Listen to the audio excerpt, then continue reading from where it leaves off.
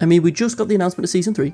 We found out Gege was working on a new manga. I, like a lot of people, assumed that we wouldn't be getting much for the time being. All for the series that Gege was apparently working on to turn out to be a sequel to Jujutsu Kaisen, taking place 68 years in the future following the life of his 2 grandchildren, as well as this, spoiler alert, alien fellow. So in this video I'm going to talk to you about the events that take place in this chapter, as well as what to expect going forward. Despite the incredibly different art style, yes, this is in fact a sequel to Jujutsu Kaisen. However, upon the reveal, Gege had a lot to say about this new series, as well as when and where it takes place, as well as what to expect in the future. Here he basically talks about how he got many propositions for stories set in the Jujutsu Kaisen universe. However, he didn't like the idea of JJK's world being spread out in ways he couldn't control and manage. But when he got this offer, he thought it could help expand the universe, even if it was set in a different time, in a different era, and it can also open up the door for more projects in the future, which makes sense since we are supposedly getting some horror novels set in the JJK universe as well. He also says that this series is going to be a shorter serialization, only coming out for around 6 months or about 3 volumes worth of Mojuro, or Jujutsu Kaisen 3 Mojuro, or whatever it's called. But with that being said, let's jump back into the world of Jujutsu Kaisen for the first time in around a year. Unfortunately, however, before I get into it, I will say this. Just so I don't get sued, I will have to use images and visuals to kind of emulate what's being shown, just because if I use the actual leaks, Gege will come from my channel personally. So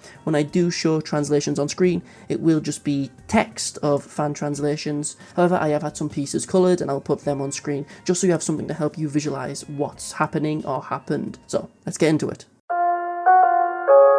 The plot. The chapter starts off with what is arguably one of the most controversial things to ever grace the Jujutsu Kaisen universe: aliens. And as a result of this, people are already comparing it to Boruto, but we'll get into that a bit more later. We basically have a big hench leader alien who is covered in tattoos similar to Sukuna, as well as trousers similar to Sukuna, with large horns and a third eye in the centre of his forehead, but only 2 arms by the looks of it. I would really like to show you, but you'll have to wait until the officials come out or find the leaks yourself. They call themselves Sumeria aliens. They appear in space above Nevada, like Area 51, which is kind of funny. They're talking about which country on the planet seems to have the greatest power. They think it's America at first, but then they talk about how Japan seemingly has a race similar to themselves, these aliens, referring to sorcerers. The conversation itself being had here with this leader alien is also being held with a character who looks very similar to one of our main characters who we saw in our promotional material. But it might not be him, it might be his twin, but we'll get into that later. But this character specifically on screen is called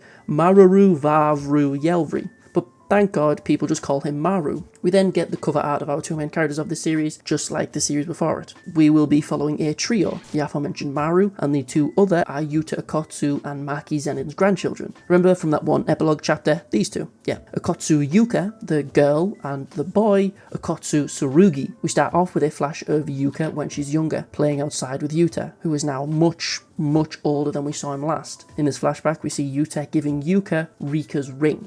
He says that he's worried about her, since she's so mischievous. Yuta gives her Rika's ring to help watch over her until she becomes a fine sorcerer. We then flash forward a little bit to when she's 6, hanging around Yuta some more. It's very adorable and wholesome. Someone in the background says that Yuka is very much a grandpa's girl, which very much seems to be the case. We then flash to when Yuka is 10 years old, attending Yuta's funeral. The surrounding characters tell us that Maki passed away before Yuta did, and because of that, Yuka has been losing more and more of her spirit. We also hear that no one expected Maki to pass away first, which makes sense. She seems like she would try to fight the Grim Reaper before he could take her, but at this point Yuka then vows to become strong, just like Yuta was. What seems to be Yuka's mother then appears and takes Rika's ring, saying that it's registered to the Gojo family vault and that it's a dangerous cursed item, and since it's so dangerous, Yuka's brother will now be keeping a hold of the ring. Yuka obviously protests and tries to fight her older brother for the ring, who is 11 years old at this point. She tries to punch him and take the ring back, and it just cuts to her crying with a bloody nose and bruise on her head. So she then vows to get stronger, so everyone acknowledges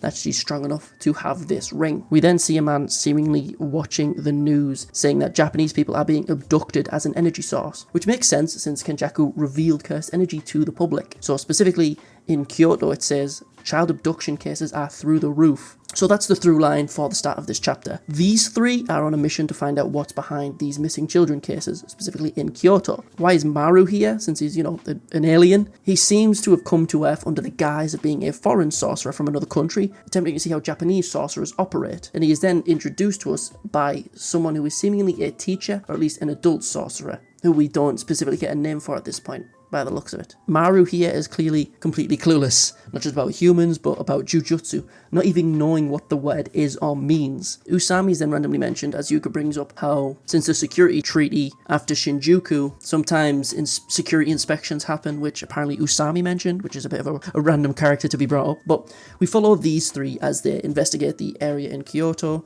but Maru starts off by stating that he can't interfere with their mission, so they can't rely on him, and those orders he got from the quote higher-ups, which is an intriguing thing to mention. So the siblings then agree to ditch Maru and leave him behind because he's seemingly just an annoyance, to which Maru, surprised about this, sits down in despair until Yuka comes back and gives him some takoyaki. They then discuss Tsurugi and how strong he is. Usami apparently says that Tsurugi and Yuka are around equal in strength, but Tsurugi trains only his physical body, which Yuka thinks makes him a bit of a show-off and annoys her because she just wants to get the ring back. So Maru and Yuka then go to the investigation site to get Tsurugi. They get led down a path inside a barrier. I'm not going to lie, the translation here is a bit iffy, so I'm not going to explain how they find him. They just do. But they are at this point inside a cursed user's barrier. But when they meet up with Tsurugi and talk about the mission, Maru mentions that he also has a twin brother who may have been the alien on the ship we saw at the start. They then get to the investigation area and set it up by putting, police tape and trying to corner off the area that they've been led to. Then a random child runs past the barrier and immediately gets kidnapped by two large hands that teleport the child somewhere random. And then suddenly the same thing happens to Tsurugi and he's teleported away too, as one of his swords is left behind and clatters to the ground. The man who captured Tsurugi starts yapping some exposition to us.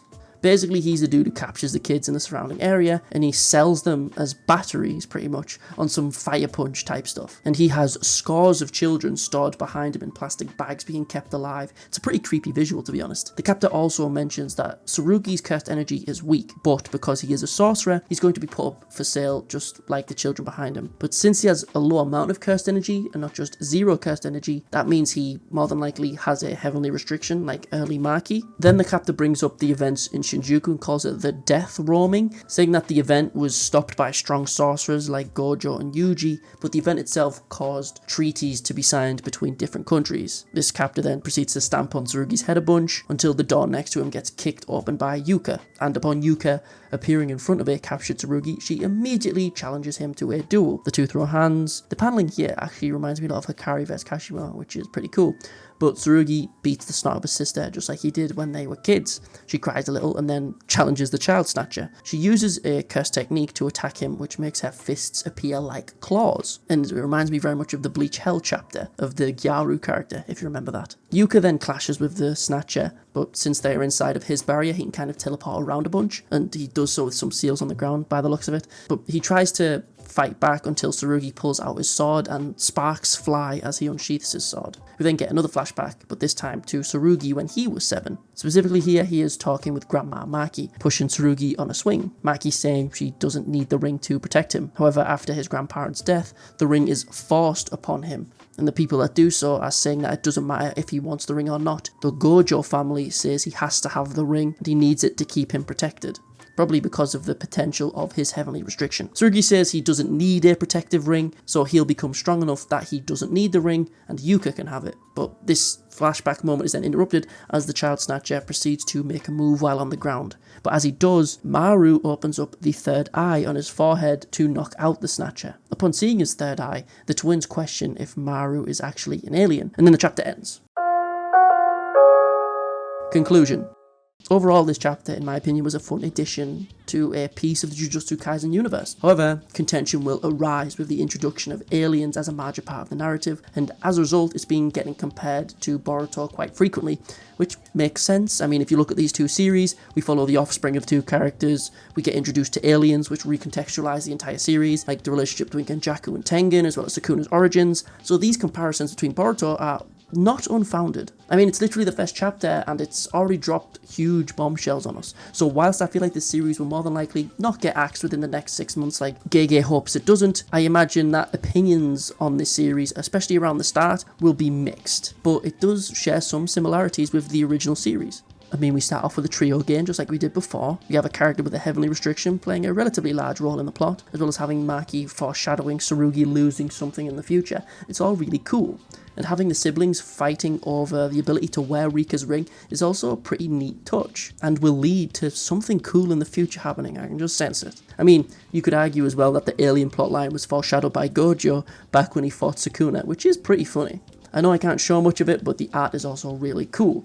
Granted, it kind of feels a little like the Dr. Stone's work in the One Piece Ace stories. Like, it's neat and cool to see, but it's also kind of a little jarring to see these character designs in a completely different light, or just a story take place in this universe that doesn't have the same look and aesthetic to the rest of it. Like, a JJK story feels kind of weird when accompanied by this sort of art, but it is still very cool art. But as I say, I can't show you a lot of the panels so I don't get sued, right? You'll get the officials in a few days. One weird thing in this chapter though is how often Usami is mentioned. Maybe Gege was thinking of Mojuro and was offered it all those months ago when he put Usami in the volume extras, so he may appear in the series or at least a relative of his. He may have been shown in the series already, but it's kind of hard to tell with the art style. Granted, obviously it's been 68 years, so most of the characters we know and love either died in the battle with Sukuna or they just passed away from old age like we saw with Yuta and Maki. So who knows? It's just weird that we heard Usami's name of all people mentioned twice, whilst Yuji and Gojo's were only really mentioned once. In conclusion, I like it and I'm excited to see what's next for this story.